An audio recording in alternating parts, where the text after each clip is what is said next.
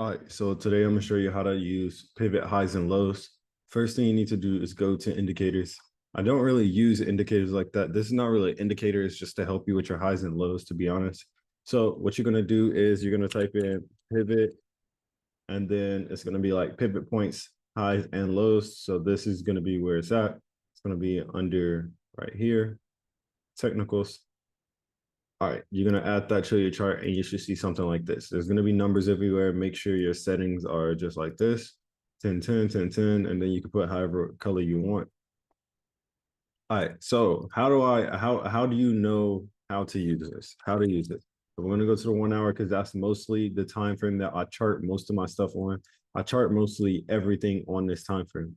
All right, so remember back when I was like the first video-ish, when I was like, whenever price makes a new high, it can be a single number of, it could be a number just like 45 or yeah, 45. And then if price goes to 46, that's a new high. So you have to pay attention to certain things like that. All right. So this is the whole point of having pivot highs and pivot lows. Also, it can help you learn how to mark up your highs a little bit better than what you're probably already doing. So when it comes to, and I guess pivot highs and lows makes a perfect sense to explain what I'm saying. Whenever you see a pivot in the market, that is either a high or a low. So any area that you see a pivot and it goes to the other direction, that is considered a high or a low. So with this, it will mark up the same thing I've marked up before. So in this scenario, we have this is being high. These are lower highs. So this would be a lower high. So with that being said, I don't know why I didn't mark this one over here, but let's just say this. This would have been another lower high, along with all these would have been lower highs until we got this point where we had our support level, which was our lowest point in the market. I'm gonna just use the wicks right now, but this is our lowest point in the market.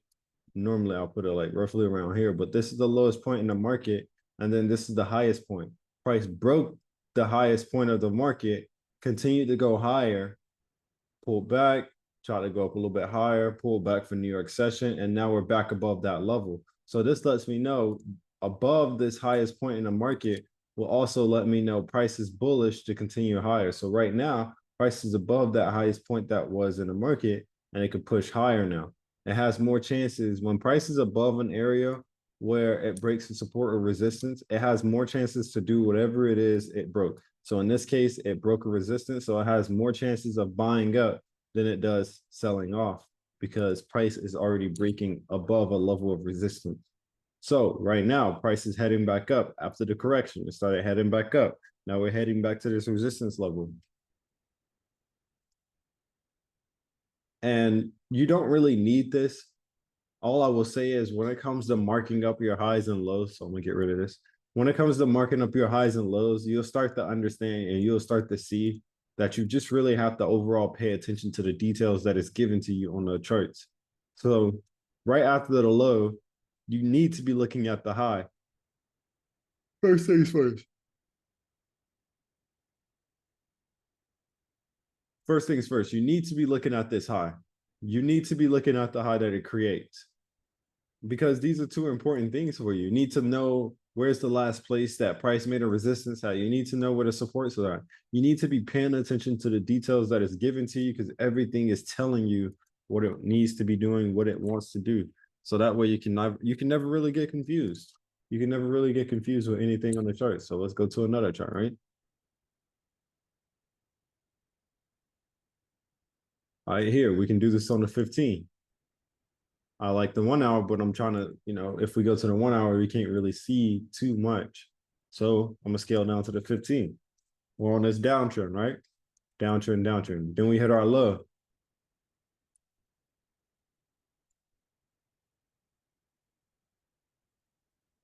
Price breaks above this high, pulls back, corrects itself, never broke a level of support. As we can see, didn't break this level of support. Didn't break this level of support and continued to be back above this level. We already knew that prices are going to buy because this was once a resistance level. It broke out, canceled everybody out, got everybody out, and back above this level is going to be bullish because it's already broken. Remember what I said in the previous video. A breakout is to get everybody out of the trade. But think of that breakout as like you're in space on a rocket ship, and you know how when the glass is broken, it sucks everything out into the open plain fields of space. It's the same thing. So this window was broken.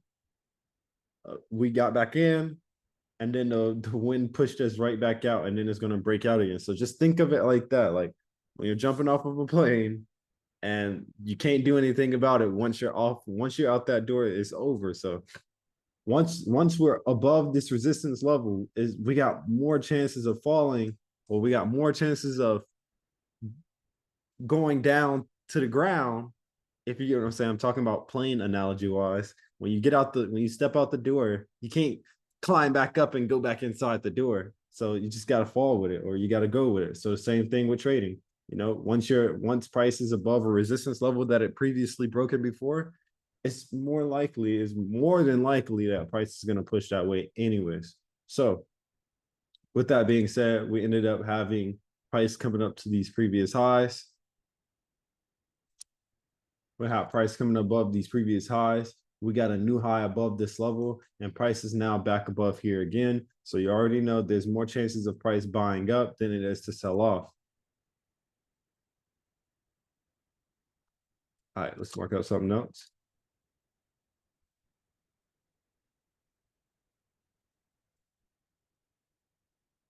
All right, so with NAS, we're gonna do this on a smaller time frame scale, right? And we're gonna turn on our sessions just so you can see how the sessions work as well. So gray section is where you're supposed to be trading NAS 100. This is when you're supposed to be trading. So leading up to New York, we have price with its lowest point. We have price with its lowest point. Then price makes a high. Price makes the high, breaks that high, comes back on this level of support by making new highs as well. So it's continue to make new highs. Coming into New York, it comes above these highs and starts pushing up. Now we have a new high in the market. We don't really need all these.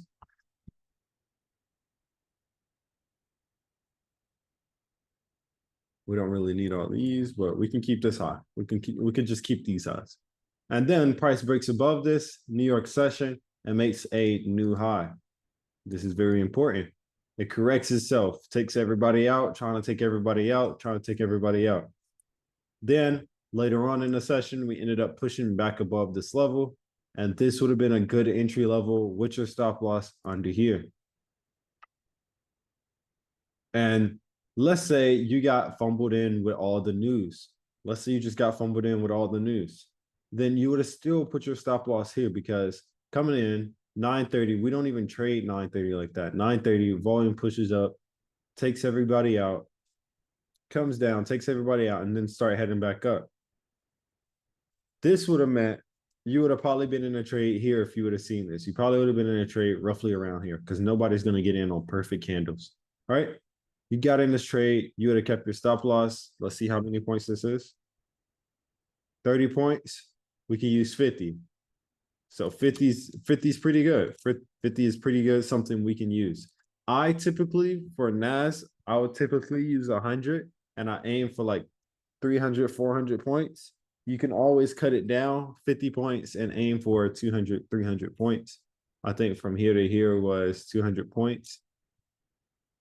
So you can always cut your lot size down, or you can always cut your stop loss down. It doesn't have to be 100 points. 100 points is just something I averagely use just to give me some more room. But this was 50 points. So let's just say we can use 60 now. Let's just say 60 is the key that I would say we should be using. You don't have to use the whole 100, but make sure that you put a little bit of room on every trade that you get into.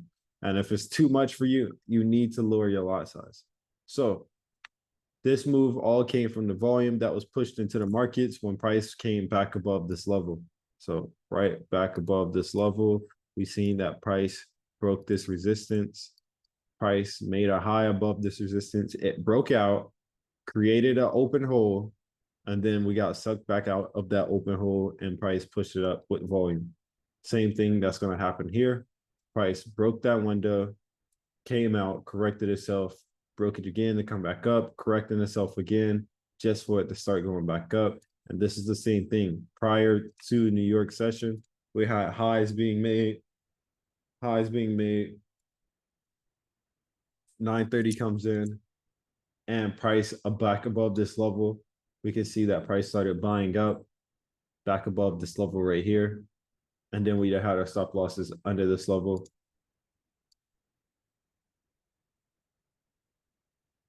And would have been targeting this in the beginning. These are just some ways that you need to be trading. I'm gonna start implementing some more stuff into ICC to help you get more setups, because not every setup is going to be the same pull back into the resistance or pull back into the support. So I'm going to show you guys how to follow along with when price is in control and when price is not in control. I need you guys to understand every single bit and piece. So make sure that you're tuning in for all these videos. Make sure you're here for every single video. Do not miss a video. Do not miss a video. I'm making them one by one so you understand which ones you should be watching first, second, third, fourth, fifth, and sixth, seventh, eighth. But yeah, I think our next video will be about liquidity. So definitely tune in for that. Thank you for this one. Like I said, they're not always going to be long videos because I just want to go over a quick breakdown of something. Like I said, if you have a question, I would definitely have that aligned. So y'all YouTube comments, I see all of them. I write them down. If I have a good video title or I have a good video to make, I'm gonna make that video and then we'll continue on. Just continue to give me questions, continue to give me stuff that you need working on, and I will make the video for you. Trust me, I will make the video for you if you let me know. If you let me know. By the way, make sure you guys join the Telegram. So as you can see here, make sure you guys join the Telegram here. All you got to do is go to my Instagram. So we're going to pull up Instagram. All you got to do is go to Instagram, click the link in the bio. It will take you straight to my Telegram. My Telegram, you can go here and it will take you to my Discord. This is where I'm active all the time. So you can chat with me all day if you want. This is where I'm really active. I do live tradings in here too as well. I'm gonna start doing live tradings in the Telegram. So make sure you're there for that. Make sure. Everything is free, bro. You don't have to worry about anything, bro. Everything is free. You don't have to worry about learning for any price. But we do have a mentorship coming out soon, but that's an in-person one. So definitely be prepared for that too as well. I hope everybody has a great day. Yeah. ICC to the moon. I'm dead.